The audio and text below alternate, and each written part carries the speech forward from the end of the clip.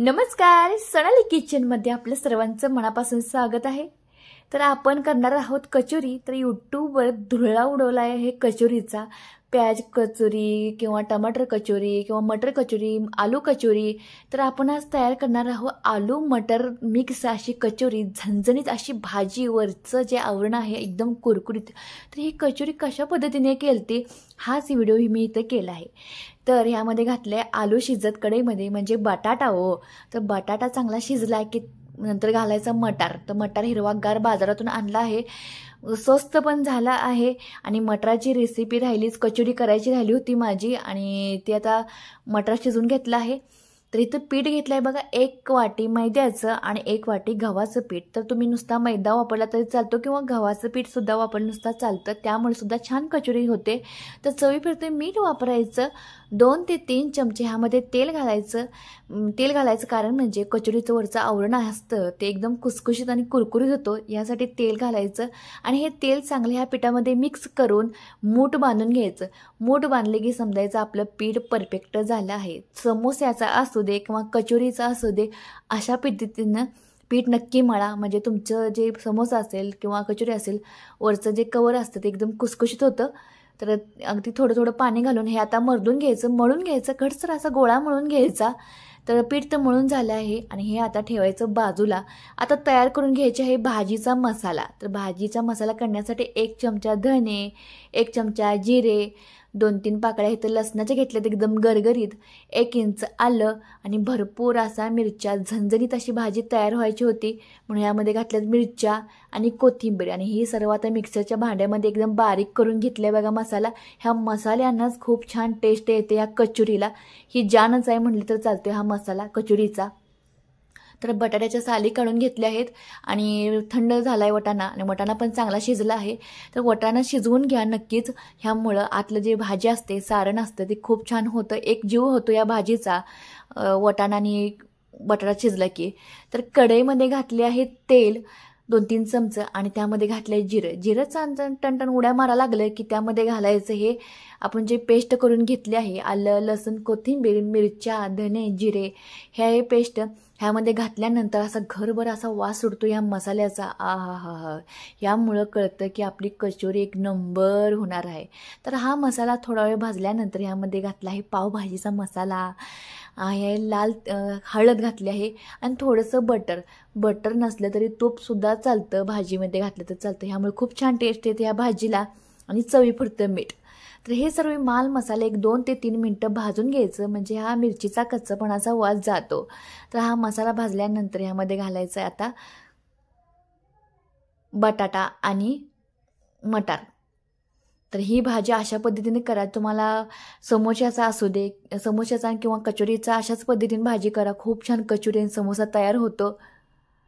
तर हे बघा आपण आता यामध्ये बटाटा घालून घेतला आहे, बटाटासुद्धा चांगला गिर शिजवून घ्यायचा, थोडासा सुद्धा कच्चा ठेवायचा नाही।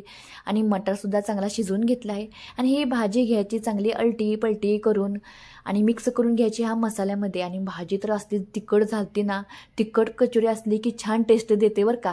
तर ह्या पद्धतीने माझ्याकडे पळी आहे लाकडाची, त्या पळीच्या साहाय्याने ही भाजी चांगली मिक्स करून घेत आहे या बटाटा आणि ह्या मटाराचा एकजीव होण्यासाठी, त्यामुळे भाजी चांगली लागते त्या कचोरीमधली। तर इथं आपलं चाललं आहे भाजी मिक्स करायचं काम, एकजीव करायचं काम चालू आहे। तर तुमच्याकडे मॅशर असेल तर मॅशरच्या साहाय्यानं सुद्धा तुम्ही भाजी ही मिक्स करून घेऊ शकता, एकजीव करून घेऊ शकता। आणि ही भाजी तयार झाल्यानंतर ताटामध्ये काढून घ्यायची थंड होण्यासाठी आणि नंतरच करायला घ्यायची ही कचोरी। कचोरी करायचं काम खूप सोपं आहे, अगदी समोसा आणि वडापावपेक्षा सोपा कोणता पदार्थ असेल तर कचोरी आहे।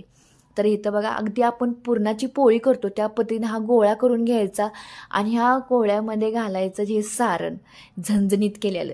तर हे सारण भरून घ्यायचं आणि गोळा पण बघा तुम्हाला किती कणिक मोठा बारीक कचोरी पाहिजे त्या पद्धतीनं तुम्ही घेऊ शकता। तर इथे मला छोटे छोटे पाहिजेत, कारण की आम्हाला वाटायला जरा जास्त लागतं, माझी मुलं आहेत, छोटे छोटे त्यांना दिलं की तेवढंच आपलं खातात, मोठं दिलं की ते थोडं मात्र करतात, असं होतं। त्यामुळे छोट्या छोट्या अशा मी करून घेतल्या आहेत, जास्तच कष्ट नको म्हणून इथं पळी आहे, पळीचा जरा उपयोग केला आहे, गोळ्यावर दाबून घेतल्या, बरोबर असा गोल आकार पडला आहे। आणि ह्यामध्ये अशा पद्धतीने भाजी घालून घेतली आहे. तेलसुद्धा ठेवलं आहे गरम करायला.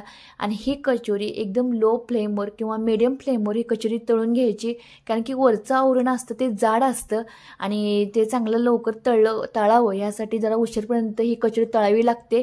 आणि ही कचोरी भरल्यानंतर अशा प्रकारे चपटी करून घ्यायची, म्हणजे सर्व मसाला हा त्या कचोरीमध्ये मिक्स होतो, जातो सर्व बाजूने. तर अशाच पद्धतीने ही कचोरी तयार करून घेतली आहे.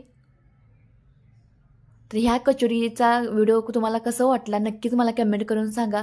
आणि माझे व्हिडिओ तुम्हाला आवडत असतील तर आपल्या चॅनेलला सबस्क्राईब मात्र करायला विसरू नका बरं का. तर इथं सर्व कचोऱ्या तयार झाल्या आहेत आणि लो फ्लेमवर मीडियम फ्लेमवर ह्या कचोऱ्या एकदम शिस्तीत 10 ते 15 मिनटात तळून घ्यायच्या, म्हणजे आतून बाहेरून चांगल्या तळल्या जातात, कुरकुरीत होतात. आलटी पलटी करून ह्या तळून घ्यायच्या आणि खूप छान टेस्टी लागतात. तर ह्याच्याबरोबर खाण्यासाठी तुम्ही हिरवी चटणी करू शकता, टमाटर सॉस घेऊ शकता, किंवा अशीसुद्धा ही कचोरी खूप छान जबरदस्त लागते. आणि ह्याच्याबरोबर खाण्यासाठी मी हिरव्या मिरच्या घेतल्यात तळून. हिरव्या मिरच्या वडापावबरोबरसुद्धा आपण हिरवी मिरची खातो, किंवा समोसा असू दे. तर तिखट झणझणीत कोणता पदार्थ, वडापाव, समोसा, कचोरी खूपच छान, नादच खुळा, ह्याला कोणच नाकारू शकत नाही. तर तुम्ही बेकरीमध्ये किंवा हॉटेलमध्ये कचोरी खाल्ला असाल तर नक्की सांगा कशा पद्धतीने असते. आणि ही हटके स्टाईल नसते, ह्या पद्धतीने नक्की ट्राय करून बघा, खूपच छान टेस्टी लागते. तर अशाच पद्धतीने हे तळून घेतले. तळायला थोडासा उशीर लागतो,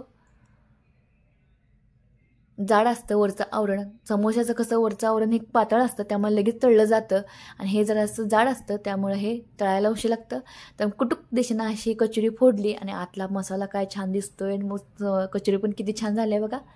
आणि नक्कीच ह्या पद्धतीने तुम्ही पण कचोरी तयार करा आणि केल्यानंतर मला कमेंट करून सांगा कशा पद्धतीने झालती. टेस्टी तर लागणारच हो, छान झालतीच कचोरी. तर हिरव्या मिरच्या पाठशिना टाकल्या तेलात आणि बाजूला सरकलं, लांब सरकलं, कारण त्या लागल्या उडायला टनटन टनटन, कारण चिरल्या नव्हत्या. तुम्ही चिरून टाका. तर हिरव्या मिरच्या तळून घ्यायच्या, त्याच्याबरोबर खाण्यासाठी खूप छान टेस्टी लागतात. ही कचोरी आपण इमली चटणी असते किंवा चिंच चटणी असते त्याच्याबरोबर सुद्धा खाल्ली जाते. तर आपण ही घरच्या घरी आपण टमाटर सॉस घेतला आहे खाण्यासाठी. आणि हे आहेत बघा हिरव्या मिरच्या, काय छान दिसायल्यात बघा वाटीमध्ये. बघता क्षणी तुमच्यासुद्धा तोंडाला पाणी सुटलं असतं तर लगेचच उद्या करायला घ्या. एकदम कुसकुशीत असं वरचं आवरण झालं. कणिक मळताना कशा पद्धतीने मी कणिक मळल्या ते सुद्धा तुम्ही लक्ष देऊन कणिक मळा. आणि अशाच पद्धतीने सर्व तळून घेतले आहेत. आणि असले पदार्थ राहतच नाहीत, पटपट संपले जातात.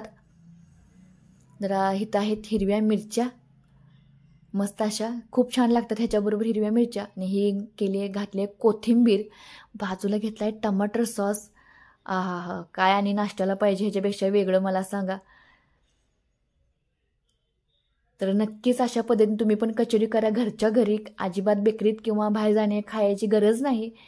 घरगुती टाईपमध्ये अशा पद्धतीने कोणता पदार्थ केला की खूप छान टेस्टी होतो. मेहनत करावी लागते आणि मेहनतीनंतर असं काहीतरी खाल्लं की खूप छान टेस्ट लागतं. कधी एकदा खातो असं होतं. तर आपल्या सोनाली किचनला नक्कीच फॉलो करा. आणि आपलं चॅनल इंस्टाग्रामवर सुद्धा आहे, तिथंसुद्धा मला नक्की फॉलो करा. आणि असंच आपलं चॅनल पाहत राहा. धन्यवाद.